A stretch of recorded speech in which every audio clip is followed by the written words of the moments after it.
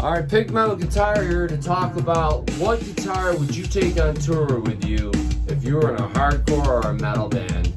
And I started with the three styles I should say I picked that are under $1,500 that I think a guy could, if you were seriously in a band, you could have two of them at least, you know, something that you could have two of, or three if you really were fortunate enough. But having two guitars is essential on the road, at least. I mean, two is you gotta have a backup. Unless you're a jazz guy that's so good and been doing it so long that everything's so meticulously cared for and you have your flat wound strings and you know how to dial everything in. But with rock and roll, come on, with metal, hardcore, punk, rock, we're gonna damage our stuff. It's getting beat up. I just dropped one of the guitars, tipped onto the other one, knocked the knife edge off my Floyd on this. This stuff happens. If the stuff's junk, we can't take it with us on the road and play. So I got some background loops from Max Backing Track. That's his handle name on YouTube, Max Backing Track. I picked my Beretta today because for $800 I think it's too expensive of a guitar for what it has, but it has the lore of that Van Halen with it, so that makes the guitar more valuable. Why they didn't put stainless frets on, I have no idea, but you got a Duncan, you got a Floyd Rose, and you got a nice maple neck with super jumbo frets. And a lot of guys, when I was growing up playing hardcore in the late 80s, early 90s, like straight edge, these were the guitars guys were using because they were kicking around everywhere. This style, you want to do the Floyd style guitar and give yourself the freedom and restrictions. You have the freedom to express yourself more with the bar, but you have the restrictions of not being able to drop tunes since the fulcrum is dependent on the string tension being at a consistent level, unless you were like Eddie and only dove with it, had it blocked so your trem could only go down. Then you can use like a D-tuner or something with your Floyd and drop tune it with just the flick of you know, just Eddie Van Halen's invention there. So this is a good solid pickup, not a lot of output, but it's good enough.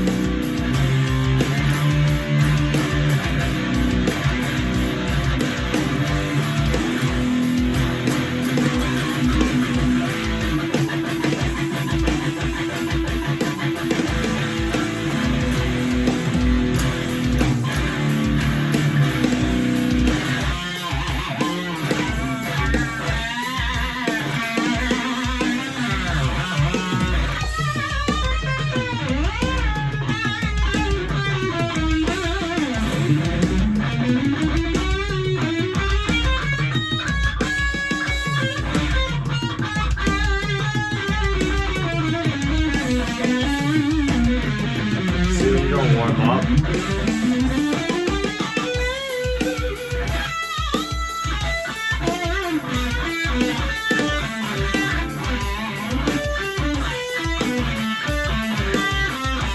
Notice the brightness of the sound. That's a maple body, by the way.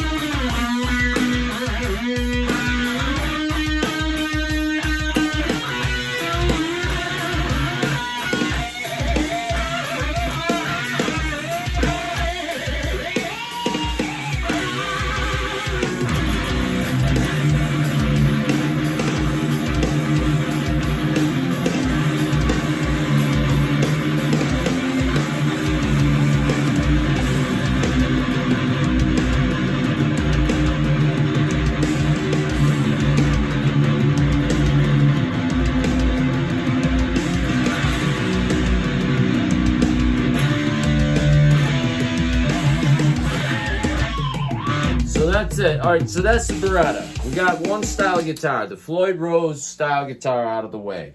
Okay, so now say we could make the perfect guitar. The guitar that just fell and knocked the other one apart. This is going in the order of the next. This would be about,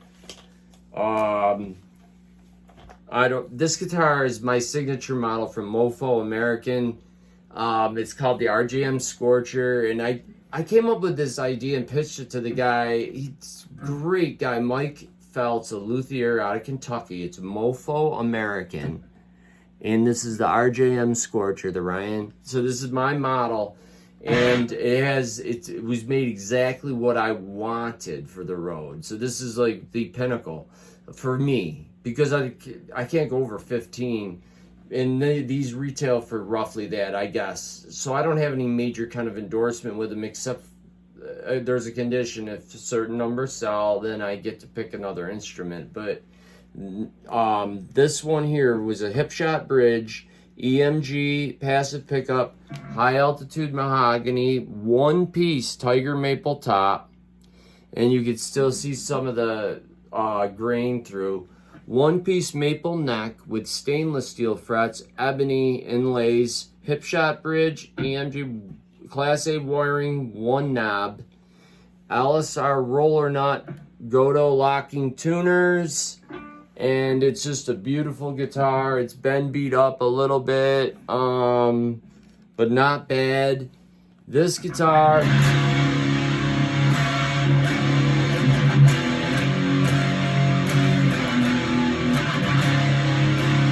it's just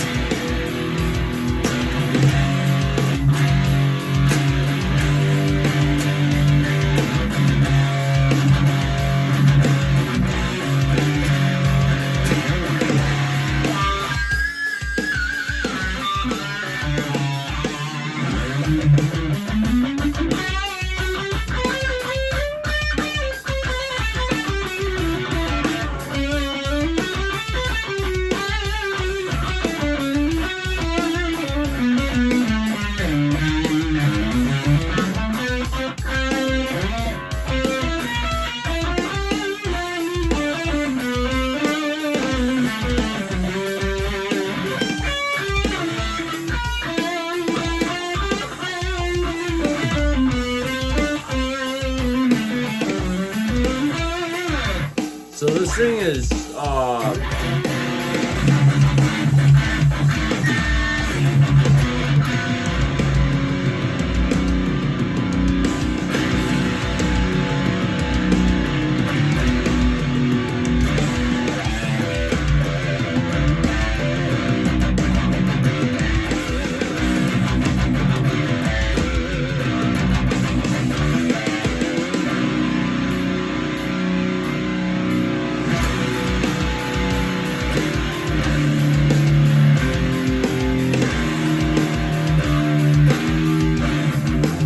I'm just winging stuff. I'm just trying to give you a sample of the tones out.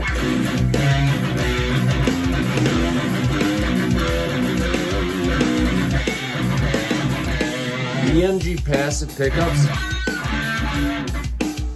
Oh, my one string from when it fell on the other guitar is still over. It got moved to a whole slot. It's still in tune. You gotta be kidding me. No way. No. Couldn't have been. This is the one that fell on the Beretta.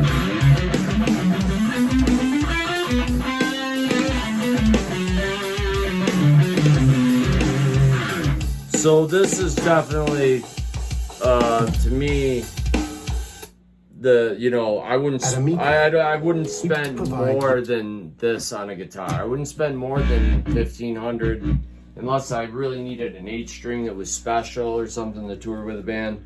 But I just love this build.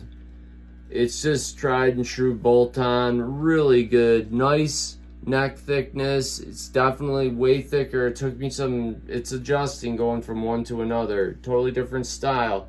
But this is about as plain Jane and durable as what I wanted. I wanted Deaf Heaven, Pink, Sunbather, Pink album.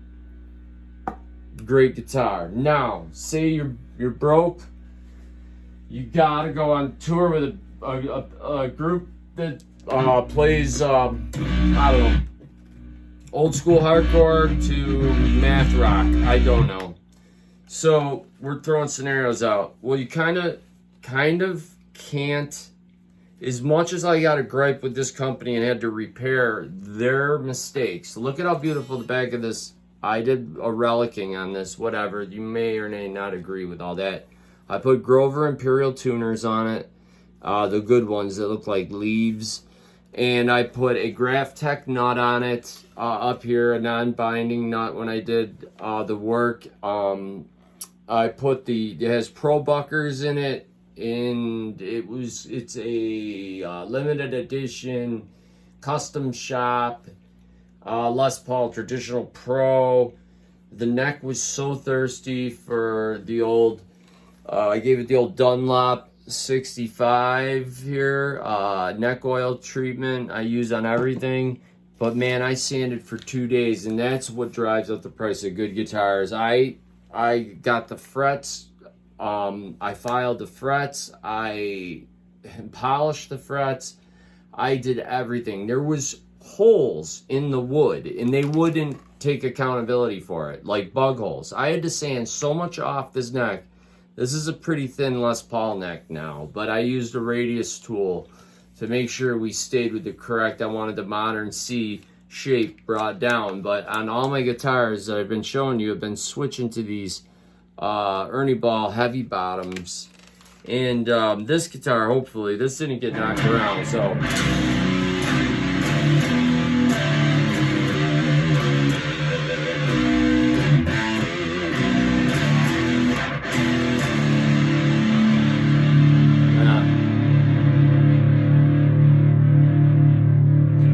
You know what drop tuning.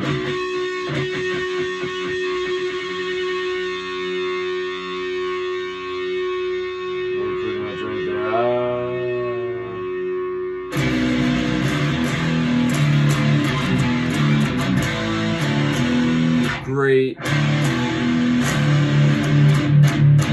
If you like Life of Agony or something.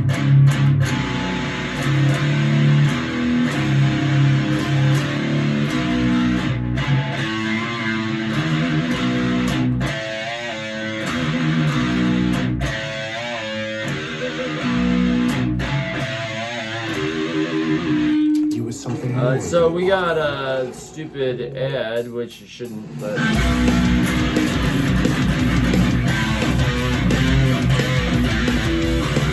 different song.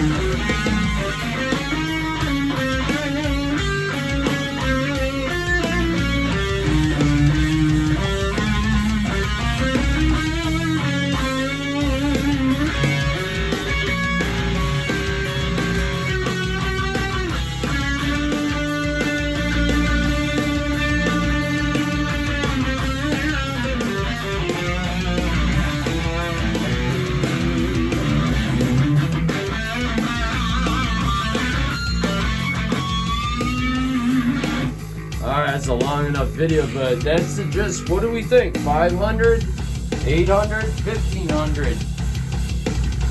Dovetailed glue joint neck to body, a little more temperamental with the weather, is the tried and true. Still, I mean, for $500, have 3 of them behind you. Or do you want to go bar route and have that Floyd? You need that Floyd. You love doing your dive bombs. You love pulling it back. Or do you want something fancier that really meets your needs, doesn't break strings like the other ones, has better everything, doesn't come out of tune, except when it's dropped on a Kramer, which isn't helpful. So I think hardcore metal shootout is up to you guys. There is no right or wrong answer here. I'm presenting 3 options. The Epiphones, if you get one, plan on doing some work before you leave, because you're going to need to smooth off the edges, do the napkin test on the frets. You're going to have to spend some time getting their stuff right, because I spent 3 extra days. That's why I know the labor prices of guitars drives it way up, the price. So that's it. Pink Metal Guitar signing out. It's food for thought. Remember, simplicity. Can you afford it? And how much do you want to bring with you on the road that could get jacked and lose out? At this point, as much as I would take my signature model, but if not, I'd have to go with the Les Paul standards from the Epiphone. They're better ones. The ones that are actually like real Gibsons. They just sound, those Pro Buckers through a JCM 800 with a Boss DS1 is just like and a noise suppressor. You can't go wrong. So that's, I don't know, that's kind of where my thoughts are at the end. As much as I can't stand the company, I like the instrument a lot. And LTD does a great job making knockoffs of Les Pauls. They're even better. So check those out too. All right, man. Signing out.